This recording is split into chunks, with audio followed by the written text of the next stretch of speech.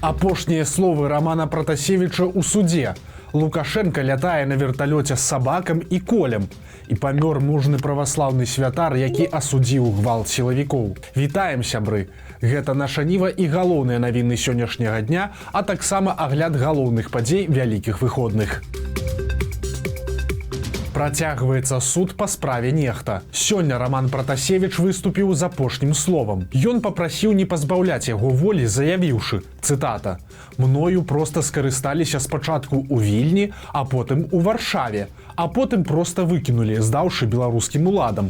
Канец цытаты. Тут мы дададзім тое, пра што Роман прамаўчаў. На поўную выкарысталі яго і беларускія ўлады. Толькі пасля яны яго яшчэ і пасадзяць. Роман таксама заявіў.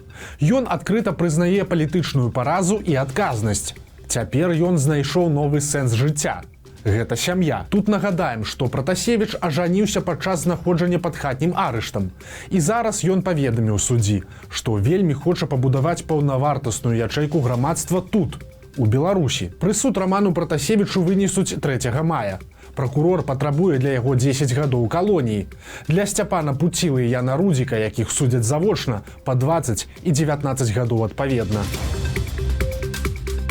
Лукашенко крынжуе за заронкам, глядзіць хакей з колем і лятае на верталёце з сабакам. На выходных Лукашенко паўдзельнічаў у суботніку, дзе падарыў азаронку кувалду. Прадмет, які стаў сімвалам вагнераўцаў і бесчалавечных забойстваў. Затым Лукашенко са шпіцам на каленях абляцеў на верталёце Гродзенскую і Брэсцкую вобласці. Прызямліўся ў Гродні. Там ён паглядзеў хакейны матч паміж жлобінскім металургам і гродзенскім Нёманам. На трыбуне Лукашенко быў са шпіцам Умкам, сынам Колем, кіраўніком Гродзенскай вобласці Каранікам, а таксама з асабістым урачом Святланай Канашенка і фаварытам Баскавым. Дарэчы, усе, акрамя сабакі і Караніка, адзеліся ў лукашэнкаўскі мерч пад назвай «Лепшы». Калі прыглядзецца, бачна, што на грудзях куртак Колі, Лукашэнкі і Баскава нешта напісана. Ну а гэта цытата самого Лукашэнкі, якая гучыць так: «У всех 2 ноги, 2 руки і голова на плечах. Играйте».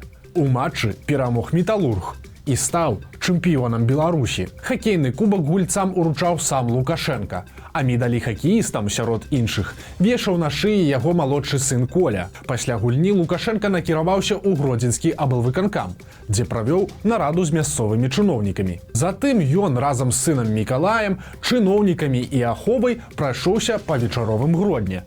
Падчас шпацыру Лукашенко сустрэў нібыта выпадковую кампанію маладзёнаў, якія папрасілі агульную фотку. Чаму мы кажам нібыта выпадковую кампанію? Бо асобу адной дзяўчыны ўдалося высветліць. Гэта 11-класніца Валерыя Лукач, якая па дзіўным супадзенні лукашэнкаўская жа актывістка. Вікторыя – дэпутатка моладзевага парламента пры Гродзенскім абласным савеце дэпутатаў. Вось такая выпадковая сустрэча. Цікава, што перад Гродзеншчынай Лукашенко нечакана паляцеў у рэзідэнцыю ў Віскулях. Заўважыў гэта Антон Матолька. Што там адбывалася, невядома, але Лукашенко правёў у Віскулях аж 4,5 гадзіны. Гэта інтрыгоўна, бо ўсе паездкі Лукашэнкі падрабязна асвятляла яго прэс-служба, а вось пра Віскулі ані слова. Ужо віруюць тэорыі, што ў Віскулях была нейкая важная сустрэча, але ж ніякіх канкрэтных дэталяў пакуль няма. Памёр архіепіскап Артемій, які ў 20-м годзе падтрымаў народ і публічна асудзіў гвалт сілавікоў і фальсіфікацыі на выбарах. Мы не говорим, какая там политика, какой политик, какая власть. Мы говорим, что совершается беззаконие.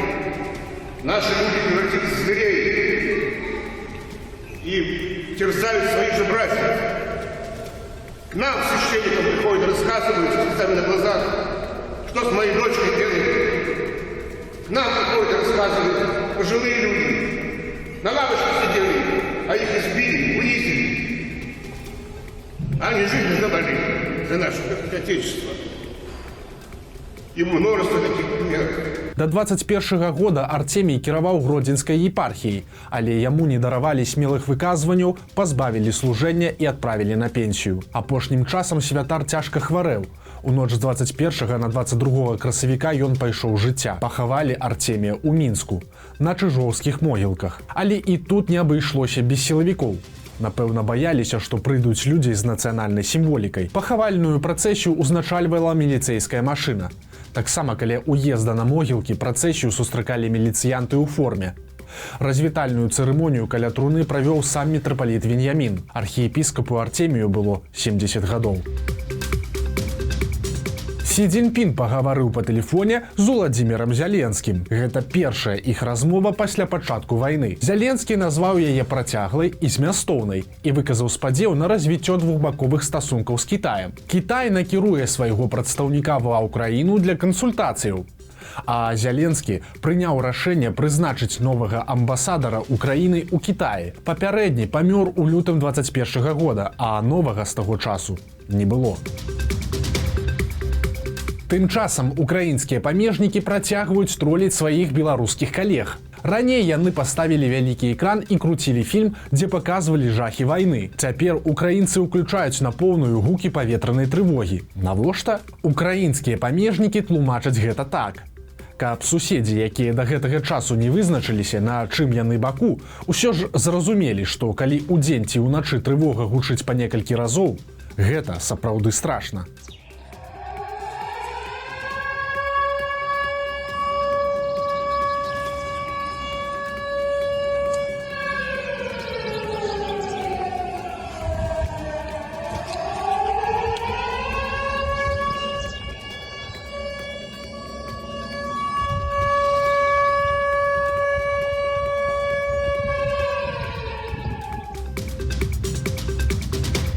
Сёння сумная дата. 37-я гадавіна трагедыі на Чарнобыльскай АЭС. 26 красавіка 86 году выбухнуў 4-ты блок атамнай станцыі.